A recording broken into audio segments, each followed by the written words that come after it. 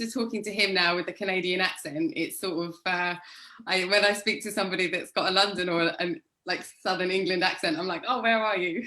I'm Hertfordshire, so I'm just outside of London. Okay. Yeah. Hey guys, we are live on the What's On at Elephant and Castle Facebook page. Dan Charlish from Snow Camp is joining us here today with Michelle, the other third of Retribe. And Dan, so happy you could be here today. How are you doing, buddy?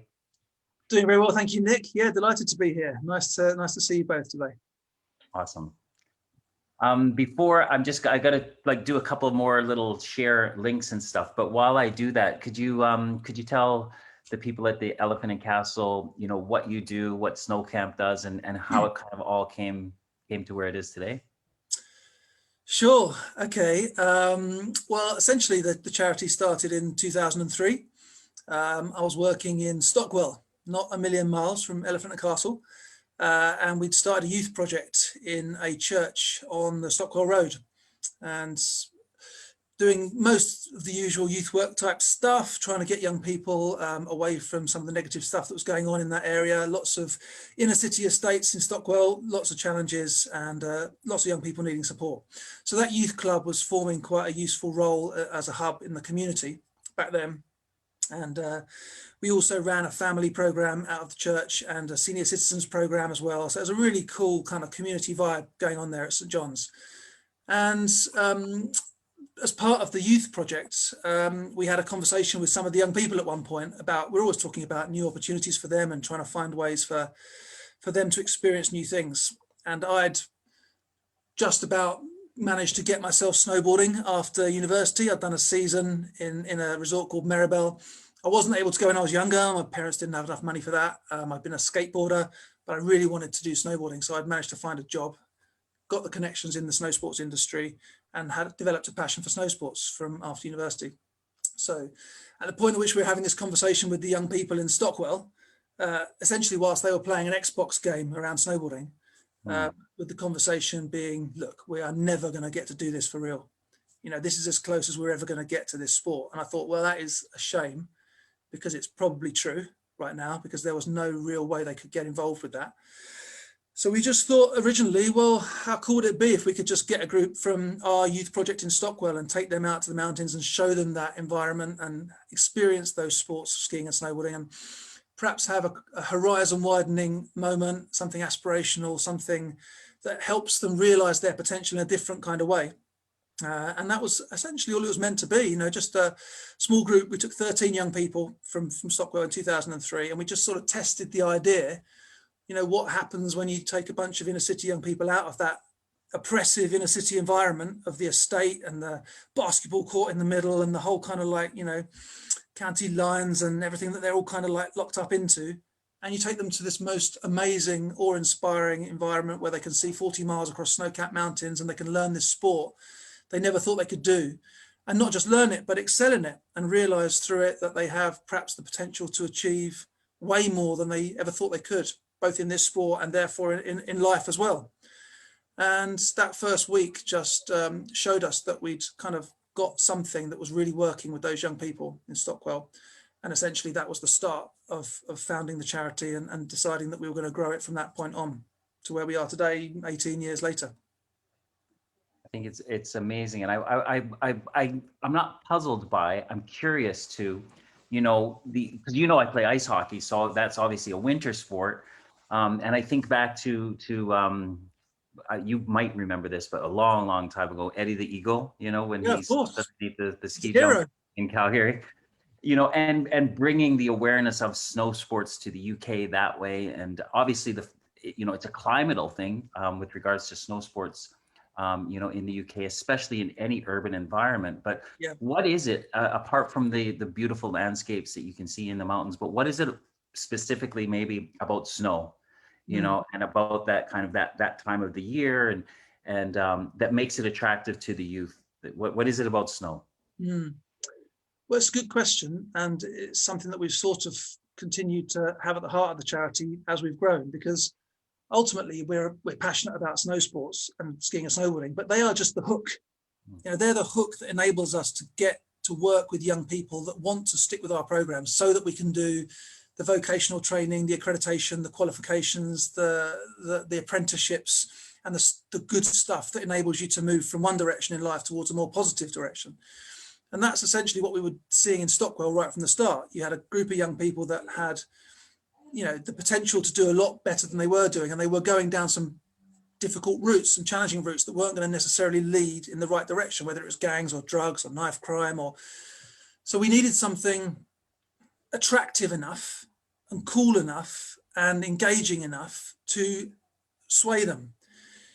And, you know, we'd done some other stuff with like Prince's Trust and those kind of classic canoeing, you know, caving, abseiling, outdoor pursuits. It's all great. I mean, I'm pro anything that gets young people out pushing themselves. But when we started talking about snow sports, the level of interest and engagement, particularly amongst those young people that wouldn't necessarily engage normally, you know, there was something about the chance to do snow sports in that they knew that there would never be another opportunity to do it. That meant that they were like, what, really? We would get to actually go, you know, and see the mountains. And of course, they've seen it on the Xbox games. Of course, they've seen, you know, Jenny Jones win medals in the Olympics and Woodsy, and they've seen it on Eurosport or whatever. And they've seen, and it's cool, you know, and it's fast and it's daring and it's attractive. And so it ticks a lot of boxes straight away. And it's something that not many of their peers will have done. So, you know, there is that instant kind of, I'd love to do that. That would be cool. Imagine the story of, you know, me going out and actually seeing these mountains and skiing down them. So, you know, in a sense, we've unashamedly used that, you know, attraction of snow sports as our hook to get young people to work with us ever since.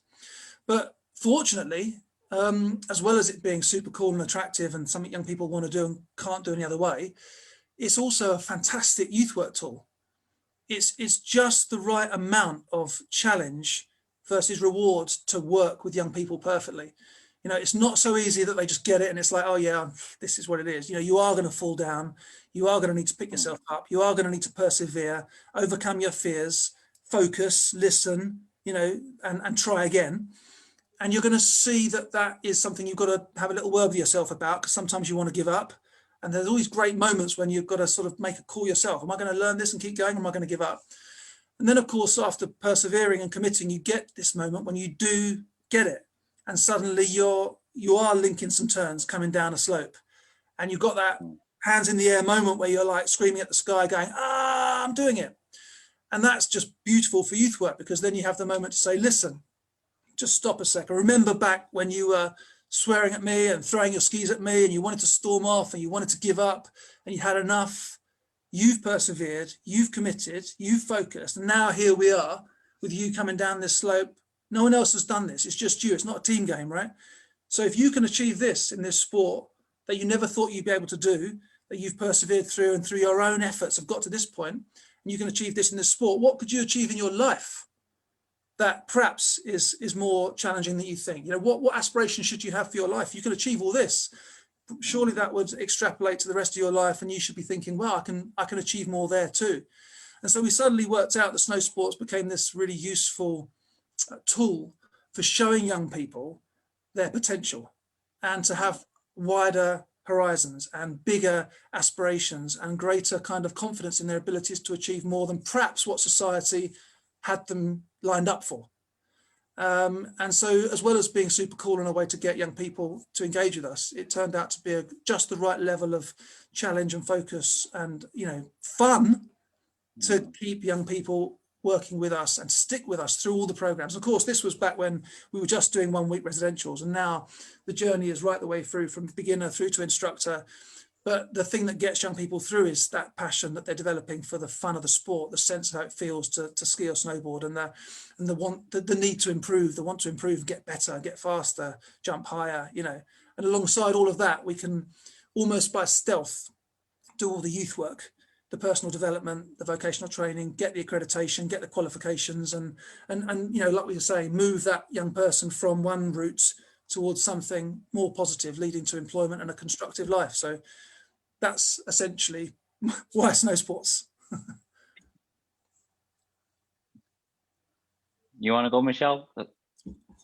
Yeah, I mean, I'm so intrigued, and you know, the words I was thinking as I was reading your website was just awe-inspiring, and you used that phrase, and like, thank you for all of that information. It's so important.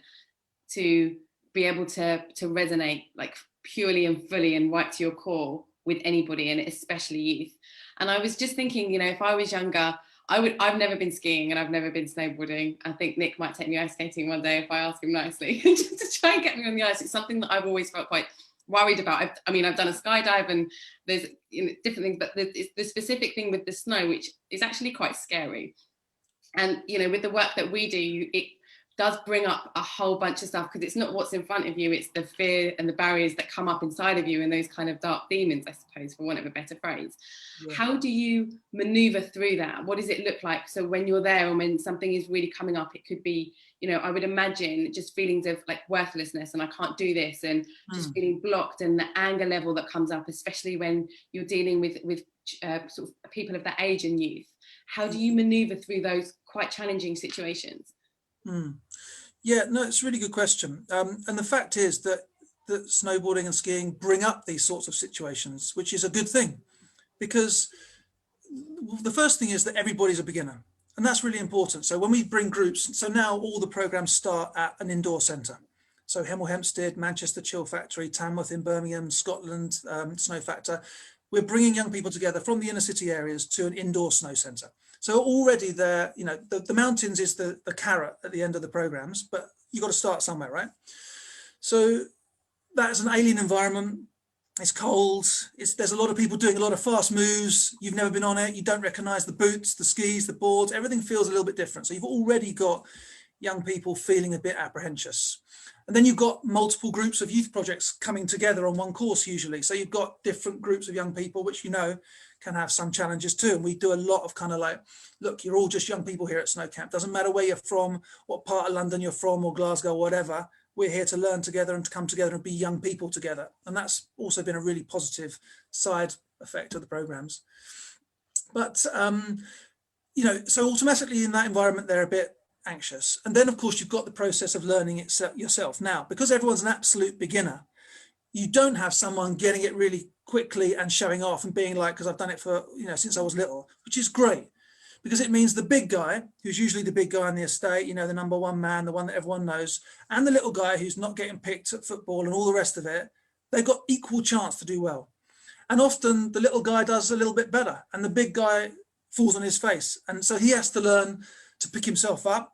He's not used to looking the fool in front of people. So he's got a bit of a pride thing to deal with there. Little guy finally is like, wow, check me out. I'm faster than these other guys. I'm actually better than them at something. You know, my position in the hierarchy is being changed. It's great for him. It's great for the big guy to realize, yeah, you don't have to be good at everything. And so but that does create challenges for their sense of self-esteem, self-worth, confidence, and peer pressure is going on. You know, there's other groups looking. So we do get a lot of stuff kicking off in a good way, right? But this is a youth program. This is a youth project. This isn't a ski program. So the people that are there that are staff are trained youth workers. The youth workers are bringing those young people along to Snow Camp. Our program managers primarily are excellent youth workers. So they're used to looking for these opportunities with young people to say, right, let's take 5. Let's have a little think about what's going on here. You know, you look like you're about to give up. Is this how we want to approach problems in life? You know, is that really where's that going to lead us to? And take them through that process with them to the point where they say, no, I'm going to give it another go. I'm going to give it, because the goal is to get them to that point where they're like, yes, look what I've achieved. So as youth workers, their job is to spot these opportunities through the process of learning, to be able to take that young person away or talk to them in a group or manage them through that process and let those feelings come out, let them be understood. So the young person understands why they're feeling this way, and encourage them in their time to get back involved and have another go. And of course, that's what happens. And invariably you get to the point where they have that breakthrough moment. And then of course, all that's forgotten and there's that sense of achievement, which is what we want. But as I said, we love the fact that snow sports creates just enough of this. It's not so hard that they never get there. You know, like I like kite surfing as well, but kite surfing is really, really difficult. And it would be very, very tricky to do as a program like this because the young people will probably never get there. It'd be too dangerous. And I like cycling, but cycling, it's too easy. There wouldn't be the same level of challenge to get them to a sense of achievement. So it sort of sits just in the middle, creating enough of these moments to do the great youth work and to kind of get those personal development moments. But at the same time, they're going to get to that point where they get it and they're coming down the slope and they're stopping on their own and they're looking back going, wow, look where I've just come from. And then you've got them hooked, and you can say, well, how about the next program we're doing then? Because that's going to get more vocational or, more interesting from a training point of view or whatever. So, yeah, so that's what happens. And we embrace those moments and try to use them in the best way possible as youth workers to help the young people grow. I love the way that that you explain that, like, this is giving everybody from these backgrounds a level playing field, because you're right. When you go into an urban five-a-side football pitch or basketball court, there's kids who can spend a little bit more time there. There's kids who grow into physical bodies a little bit quicker than other people, but the level playing field is this kind of thing. I'm wondering, like the age ranges that you work with, if you could kind of define those, but also what you've noticed with regards to the development of egos with children, and when and at what ages do they start to kind of develop these things of like these power structures that you find in those other urban environments, like the football, five-a-side football, and then does it really, when they get onto that onto the slope, how does it affect their egos? How do they start to, what's the integration like with the children, with their colleagues? Well, what do you say, with the other children around them? Yeah. So I'm kind of really interested in the psychology of the ego of the youth, and when they're brought out of, that's probably really big, but when they're brought out of their comfort zone, where they can be the big guy to, all of a sudden I'm on this slope with these other people, and how long does it normally take to them to kind of learn a little bit of humility, I think is what I'm trying to get to. Yeah. Good question. Not a quick answer, but the age one is a quick answer. So age-wise, we deal with 13 to 21-year-olds. Back in the very first year, we did take a group of 10 to 13s, and they had a great time. But we were really interested in, obviously, young people making that link between the lessons they were learning on the slope, the need for perseverance, commitment, overcoming fear and challenge, focus, discipline, teamwork, etc. And I wanted them to be able to relate that to their own lives back at home and take those skills back into London, into the inner city, so they could grow. And for the younger ones, that was just a bit too much of a leap for them. They had a great time, but it wasn't quite the same impact from a youth work perspective. And I wanted to do this from a youth work perspective. So we from that point on, we've done 13s to 21. And I think that works well. The majority of our young people are sort of 15, 16, 17. They're at that crossroads age. Some of them have started going down that wrong route, and you've got a chance to get them back before they go too far.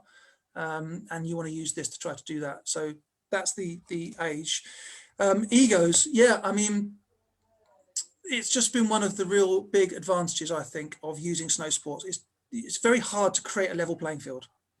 So like you say, if you are going into football or basketball or those sort of things, it just replicates what's going on the estate.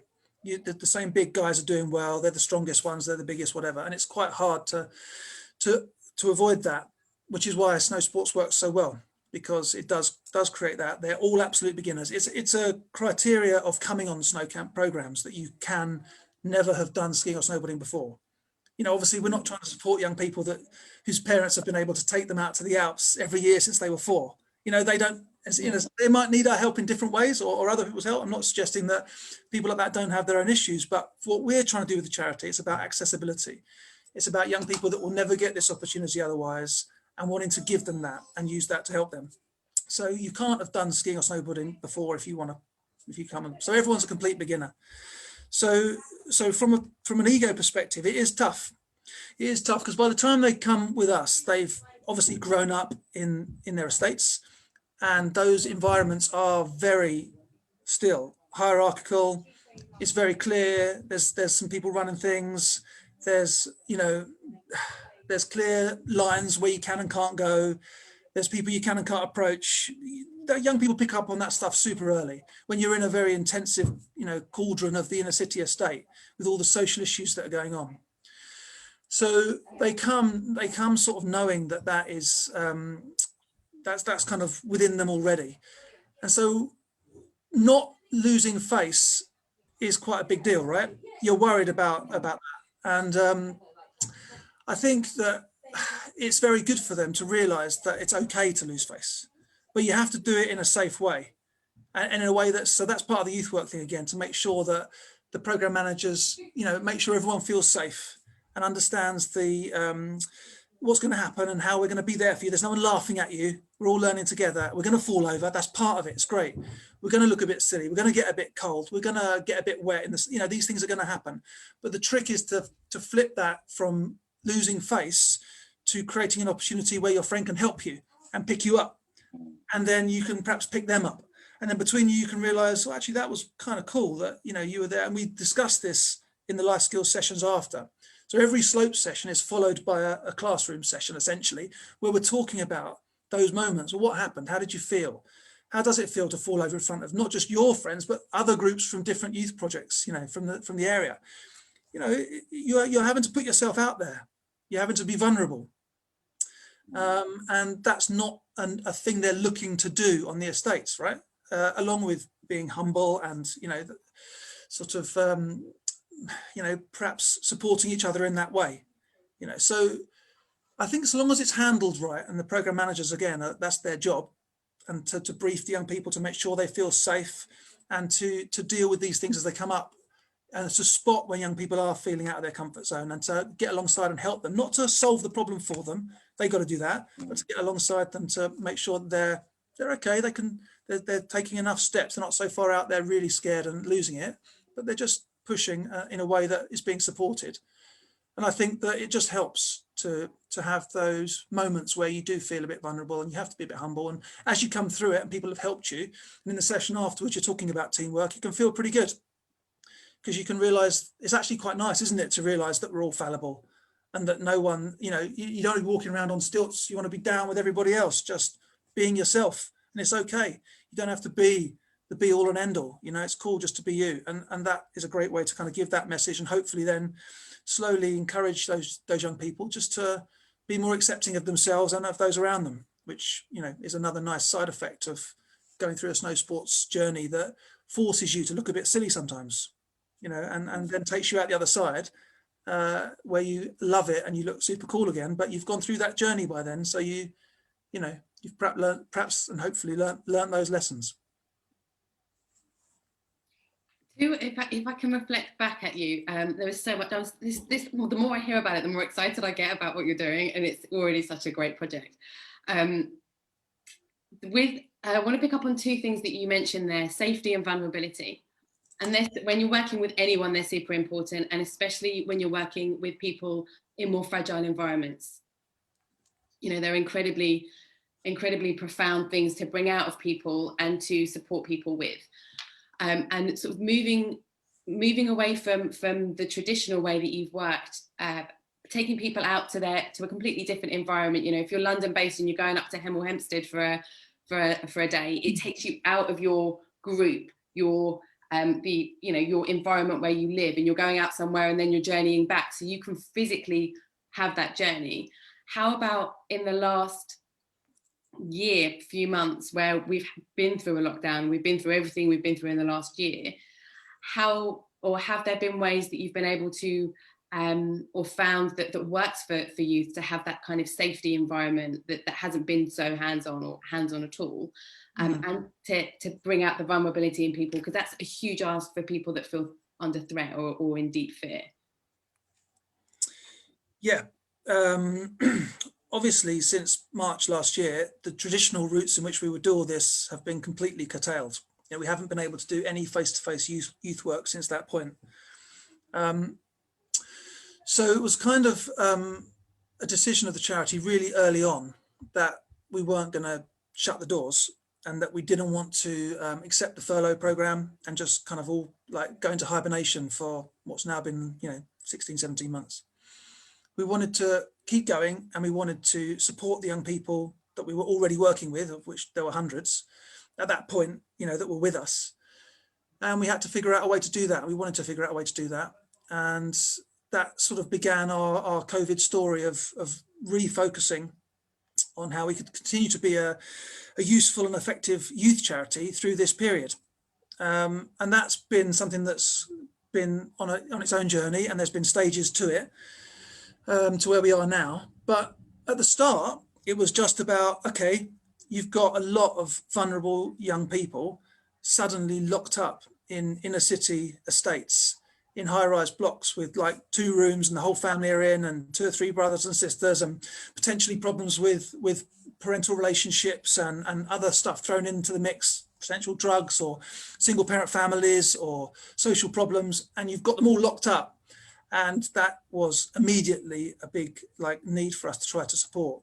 So, you know, that meant that finding ways to get those young people online through their phones to receive support when they needed it was the immediate thing that we were doing. So the whole snow camp journey became an online program, and the young people were dialing in, you know, week on week to continue their programs and talk to the instructors and talk to the youth workers and keep in touch with everything and all the rest of it. But obviously very quickly it grew into much more than just the snow camp stuff, and into a more like, how are you doing? What's going on? You know, are you okay? Can we help?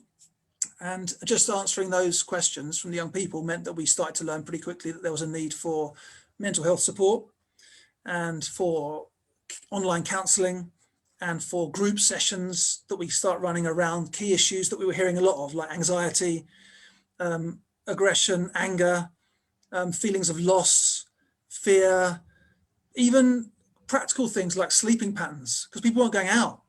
You know, young people had these sleeping patterns just all over the place. They were being up all night and sleeping all day, and it was just getting really, you know, obviously you've got substance abuse and the lack of other stuff to do and what boredom does to you. So all these things were coming at us. So we very quickly sort of worked on a number of online workshops, which we ran with our in-house mental health team here at Snow Camp, and wrote all those and started delivering those. And then that led to more questions and connections with young people in certain situations that led to more one-to-one counselling being set up. And then that needed recruitment of more counsellors to deal with that because the numbers were growing fast. And so the whole mental health service that we've grown over this period sort of grew out of just trying to support the young people that we were working with at that time, and then listening to their needs and trying to think, okay, what can we do? What can we do now online quickly that's going to provide some useful support? And so that's the direction that it all started going in, and you know, led us right the way down to what we launched in November, which was a national counselling campaign to enable every young person in the country, if they want it, to get access to free counselling support through what we called Stop, Breathe, Think, which was the campaign that kind of grew out of all of this, and that is still running today. And that's just been a really interesting and inspiring, challenging journey for us as a charity, because it's not our normal bread and butter. You know, we were doing mental health stuff in a small way alongside the programs. We always had that sort of support that youth workers would provide young people, and we understand that, you know, sometimes young people needed to talk about things, and we were starting to build in that kind of thing into the programs. But when COVID struck, obviously everything had to get scaled up really quickly and to be useful. And so it's been and obviously all the snow sports stuff had to just be put on hold because we just couldn't come together for that. So, you know, and I think as we look towards summer now and us coming out of lockdown, I'd be really proud to have developed this mental health side to our work to the level we have done, such that when the snow sports stuff comes back, you know, to me, it's beautiful the way it can be. So sort of the symmetry between those two programs, it's going to work really well. It's not like we've spent our time doing something that's not going to be of any value in the future. Once we get back to slopes and snowboarding and skiing, the two can work perfectly as we go forward, because, you know, clearly we're going to have a lot of young people over the coming years that are still dealing with what's happened, and the mental health fallout of this time is going to carry on for years. So this is going to be a great part of our programs, I think, going forward as we start to reopen up the more traditional snow sports side too. So it's been, yeah, a challenge, but I think one that will stand us in good stead to be a more effective youth charity going forward. Dan, I've talked to you with you before, and Kevin and Anna and of your team, and I love the passion that exudes from you guys and what you are doing in helping youth in inner cities, you know, around the country, and how you've had to pivot through, you know, like there's the saying about, you know, through crisis comes great opportunity, and you know, I don't know if we call the last 16 to 18 months a crisis. It certainly was a challenging times. I don't want to use really harsh terms. But it was a challenging time, and these challenging times have brought about this opportunity. And I'm so interested in how you guys have pivoted into becoming, you know, enabling children to have one-on-one counseling. I think it's so important. And it just reminds me of this story once, and it was in a time in my life where I was particularly struggling, in my personal life and my work life. I was working in Hoxton in the city, and I was living in Pinfield Road in Streatham, and I took a double-decker bus from Liverpool Street, through Brixton and to Streatham, and there's an estate just past Brixton on the south side of Brixton, and I was on the front of the bus, and I was just heading home, and it was a hot summer day, and I was wearing a suit, and there was this child who had jumped up onto the bus, and he came running by me, and the seat next to the window was free, and he said, "Can I sit there, please?" And he was so polite, and I just moved, and I was very conscious that this is a child who was probably under 10 years old, and just thought to kind of get eye contact and just let him. But he was in a bit of a state because there were some children who was chasing him, and he was kind of huffing and puffing, and he was like, "No, that was my first day at a new school. They don't like me." He said it, and I was like, "Oh, okay." And I was just kind of gently conversed with him, and he told me that he his mom was single, and that he liked English at school, and we just kind of had this conversation, and we just talked. And he got up and he said, "I'm gonna go now. I live here." And I moved my legs so he could get by. And he went halfway down the stairs, and he came back up, and he looked at me like he came back up, and he said, "Mister, thank you for listening." And I was like, "What?" Like tears literally just I was blubbing, like this beautiful kid who was just making his way through life, just wanted to be listened to. And I'm interested to know kind of how that, that story resonates with what you guys are doing, where we always think we need to have answers. You're struggling, do this, rather than you're struggling, let me listen. Yeah, I'm kind of interested to know your take on that story. Yeah, well, I mean, obviously, beautiful story, and that's kind of why we do youth work. You aren't going to get everyone coming back normally to tell you how amazing everything's been and how much you've helped, because young people, and sometimes that doesn't happen. So when it does, it means a lot. You've really made it, when you've made a difference, and hopefully helped that young person at a key point in their lives, perhaps not make the wrong decision or not get themselves into trouble, and you've led them on a more positive route. It feels amazing. It's what youth workers kind of thrive on, that buzz of feeling like you've been able to make a positive impact on a young person's life, which is not easy to do when there's so many pressures on them, so much coming at them all the time.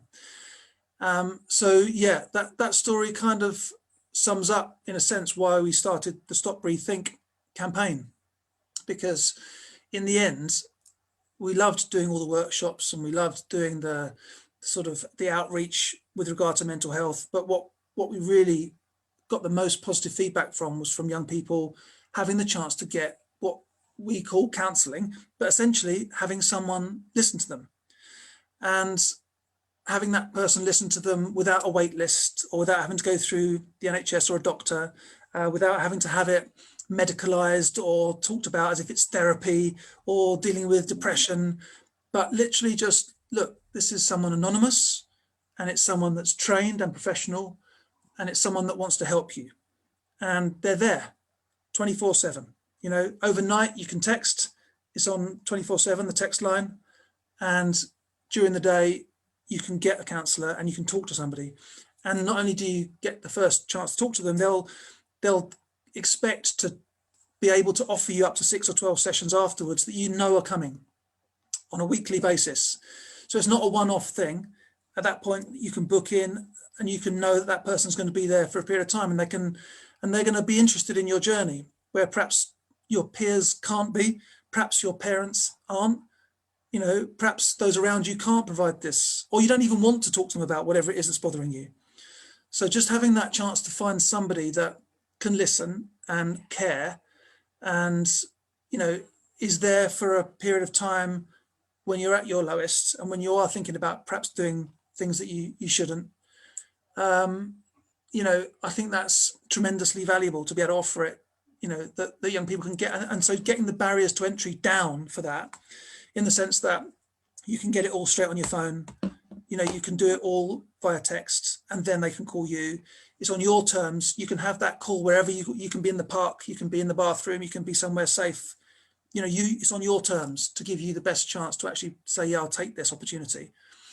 And then, of course, if you've got the chance with somebody to find a connection, you know, and that's the job of the person at the other end of the line, to listen, so much so that there's a connection, that trust is built, and that the young person feels safe and feels able to open up, because they trust that person at the other end has got their best interests at heart, and also has some solutions. You know, listening is one solution, but let's be real, there's also some signposting that we can do to people that can really help, groups that could help, youth clubs you could join, programs you could get involved with, you know, other organizations that we know that could provide support. So it's a kind of combination of both providing that support in the moment that's needed right there and then, to avoid some of the stuff that's coming at us in terms of the issues that young people are dealing with, and having professional people that can offer not just that listening ear, which is so important, but some genuinely good advice and solutions to your problems, and tell you it's going to be all right. And there's these people that can help. And that's the balance that we've tried to strike with Stop, Breathe, Think. That, you know, it's still early days. We're only 3 or 4 months in, but we've had over 1,000 sessions now being taken up by young people. And, you know, the issues that are coming up, they're the ones you would expect from the period of lockdown that we've been in. You know, lots of anxiety, lots of anger, lots of sense of loss, lots of lack of direction, some substance abuse problems, some self-harm problems, some family problems, and the stuff that, you know, our counsellors are very well trained to deal with, and they're very sympathetic to, and they can help. So just linking those two things together. And of course, the beauty of it is that you can have a young person in Elephant and Castle whose specific issue might be best dealt with a counsellor that lives in Newcastle, but that's their specific specialism, what he or she is dealing with. You know, so the whole point of Stop, Breathe, Think is that young person gets in touch, and then we've got 40 plus counsellors there trained in a whole range of different things. And in the setup phase, you can be like, I know a counsellor that's going to be perfect for you, and let me link you up. And then that they could be anywhere in the country, both young person and counsellor, but that gives you a much better chance of finding that person the young person can relate to and benefit from, because their specific experience meets the need of that young person at that time. That's where I think it steps up from a traditional kind of counselling centre, where you've got a set of counsellors and it's locationally specific, so you can only go there if you're from that area. We can match anybody from anywhere with counsellors that specifically meet the need of that young person. That's been positive. I want to ask you, you said earlier about the mental health things that have come up, and as somebody, there's a lot of situations and issues and scenarios that you've just said that resonate with me personally, that I've witnessed very, very close to me. And there was nothing like what you were offering when I was growing up or when my family was growing up. And you know, labeling something and trying to put it in a box. So you've got this problem, you've got that problem, as opposed to Nick just eloquently just said that story of just listening, and the power that can bring, and the trust that can bring, and the connection as well. And I do agree with you that the mental health, emotional instability, and all these things that have come up for everybody in this last year has kind of polarized and magnified some things that were already there. One, it's shown that we're all the same.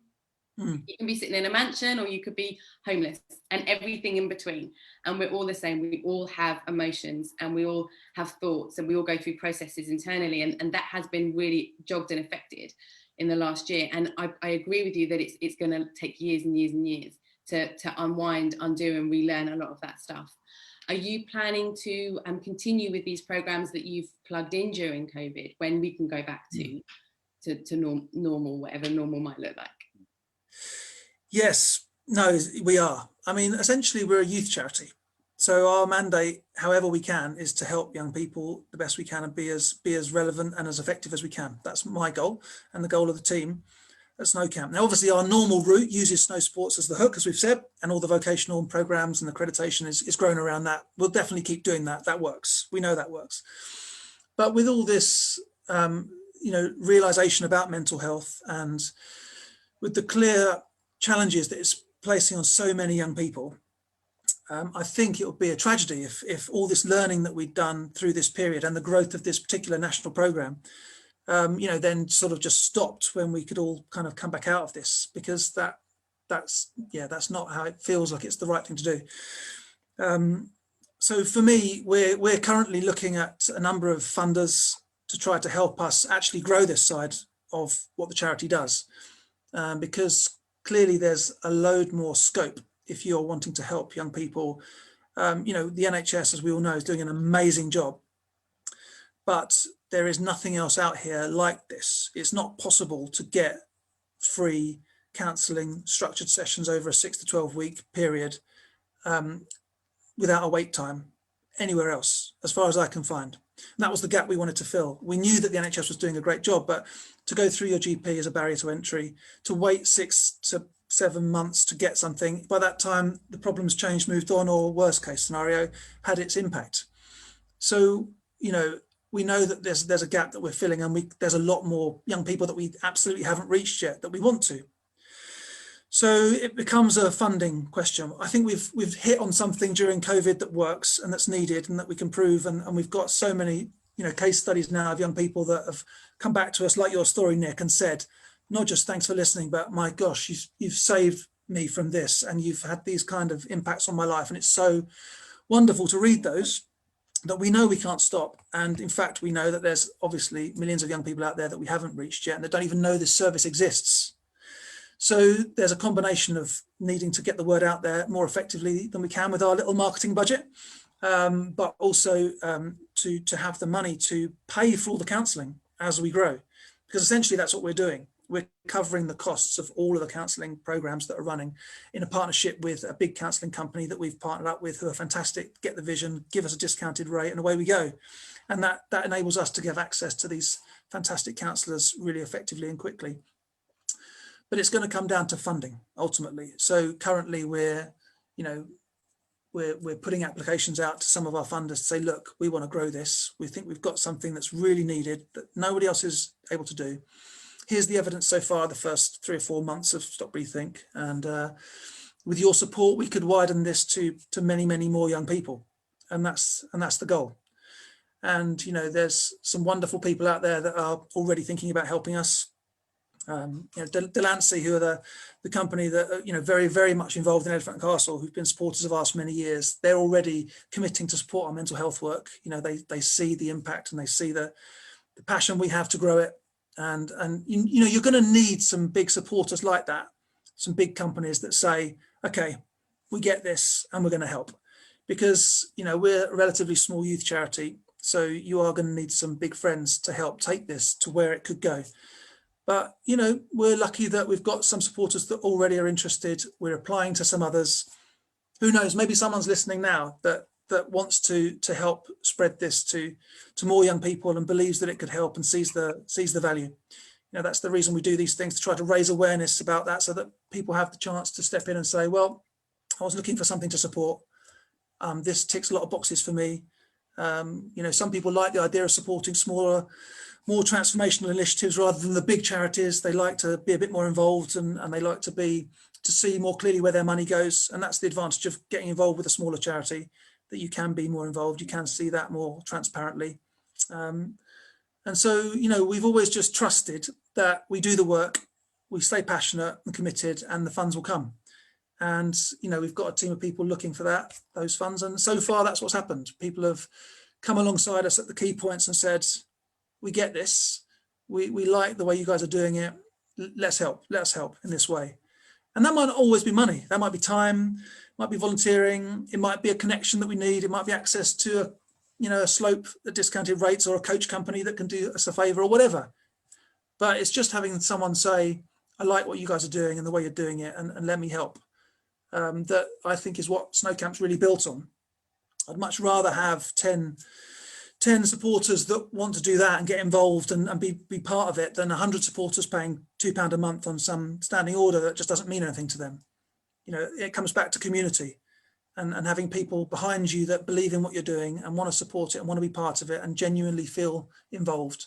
And I think you get a lot further that way than trying to build, you know, on a bunch of £2 a month type cut givings, which is why we don't ever do the tin shaking side of things. We're just not interested in that. We want to build a community of people behind us to help us grow ideas like this. So yeah, I'm just confident that we keep pushing on, and the funds will come. And we've reached our time, but I'm wondering if you can just, you know, you've been doing this, you know, for 18, 19 years, am I right? Snow camp, yeah. Yeah, I'm wondering if you have like just one or two stories that really kind of just pop out to you, like, you know, the heartwarming stories of people who have come back to you and benefited from snow camp. Oh gosh, well, I mean, we're up to about 13,000 young people that have come through the program now, so there's a lot of stories. Wow. But we've got some great ones. I mean, I'd invite a couple of really nice ones. Ski Sunday did some features on. You know, one guy that we are really sort of proud of is called John Joe. You know, grew up in Hackney, classic, you know, inner city young person. He'd be happy for me to tell you that he thought he was a bit of a big man, you know, and wanted to be the big man locally, and it was getting involved with the wrong people, gangs, etc. And, you know, came on to snow camp really quite skeptically, didn't really want to be there. You know, just sort of told his mum he'd go because she really wanted him to go, and didn't think he'd come back for even the second day of our first tracks program. But for some reason, the skiing just connected with him. And that first day, he was like, oh my gosh, this is unbelievable how this feels. And he was also really good at it. He was a roller skater, and he has inline skates, so he was kind of good at that all kind of stuff anyway. Second day, came back and smashed it again, and that was it. It's that hook. And he was someone that really wasn't engaging with anything or anybody. He just was more interested in just his, you know, position on the estate and getting involved in the wrong things. But he had so much potential, and we were able to channel it. And he ended up going right the way through our programs from beginner to instructor over the course of a year. And then he joined our apprenticeship program, which is a further year where the young people work with our program managers to teach the new arrivals, so that when you come on a snow camp program, you're greeted by your peers who can say to you that this time last year I was you. So look, work hard and you can get here doing this. So he was an apprentice. So he worked with us for a year. And then he went on to work with a really famous ski academy in Verbier, one of the top resorts in the world, very expensive resort, with Warren Smith, where he was a qualified international ski coach. And he worked out there with them, like literally as a ski instructor in one of the top resorts for top schools. And, you know, has just gone on to be someone whose life's just changed radically because of that one opportunity he had just to go to Hemel Snow Centre and stick some skis on and give it a go. And, you know, if you go onto our website, there's a section called Media Hub, and there's loads of good stories on there about young people and all the rest of it. But John Joe's story's on there because Ski Sunday did a little feature on it. And they just followed him around and went back to Hackney and went to Hemel with him, and he talked through, you know, his first days, and they went out and filmed him in Verbier in action teaching. And sometimes it's quite useful just to have one story to show the broader sort of impact that you can have and what you're trying to do. Yeah. And I think his story sort of encapsulates the types of young people with so much potential that potentially is going missing or channeled in the wrong direction. And you know, that's the sort of thing that we want to be doing more and more across Snow Camp. And you know, he's been an inspiration to many of our young people ever since. And there are others like him, you know. But I'd say have a look at the Media Hub. There's lots of young people giving testimonies and stories. And also, just before we finish, of course, that's where you can get any referral you want yourself for counselling. So we have to say that, you know, just go to the Snow Camp website. You know, there's a section on our campaigns. It's called Stop, Breathe, Think. And there's just a simple button that says, I want to talk. And you can self-refer if you want to talk to somebody. You'll get contact within 24 hours, and they'll hook you up with a drop-in session where you can talk briefly about what you're struggling with. And that will lead to you being linked in with a counsellor, like we said, that's perfect for your needs. So you just click the I want to talk button if you're a young person wanting to do that yourself. If you're a youth worker or a parent or a teacher listening, there's another section where you can refer a young person yourself. Because in some cases, it's quite nice if the youth worker says, I know you're going through some stuff. Come on, let's give this a go. I'll sit down next to you. We'll do it together. Because it can be scary, right? let's just click this button. We can sit through the first session together if you want, which is totally fine by us. They can sit there the whole 6 sessions if you want. But sometimes it is an adult that wants to help that young person take that step. So there's a I want to refer a young person button, and the same process starts, but obviously with the adult as the connection. So that's where you can find help. And there's also a load of videos on there about dealing with anxiety and anger and stress and coping mechanisms, and things that can hopefully help young people, even if they don't want to talk to someone. They can learn from that and see their peers giving feedback on what's helped them. And hopefully if we can help one more person through this talk, reach out and take that step, then it will have totally been worth it. But so it's snow-camp.org.uk is the website. Go to the campaign Stop, Breathe, Think, and everything will be there. And reach out if you need to talk to somebody. It's there and it's free and it's available like right now. So don't miss that opportunity. Thank you so much, Dan. And as you say, it's super cool.